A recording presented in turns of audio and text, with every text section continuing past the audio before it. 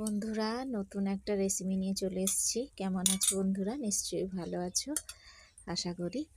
তো নিয়ে এসেছি শুধু মাছের ঝোল, তো কাতলা মাছের। কাতলা মাছ ভেজে রেখেছি, এতে একদম এই যে মশলা দিয়ে দিলাম। এতে সবই বেটে রেখেছি, পেঁয়াজ, রসুন, আদা, জিরে, কাঁচা লঙ্কা, শুকনো লঙ্কা, এলাচ, দারচিনি একসঙ্গে বেটে একদম এটাকে পেস্ট করে নিয়েছি।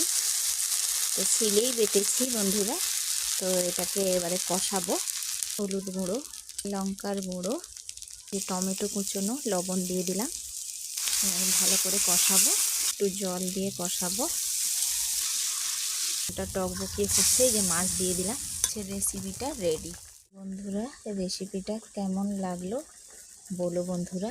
তোমরাও এরকম করে খেয়ে দেখো, ভালো লাগবে। আজকের মতো এখানেই শেষ করছি।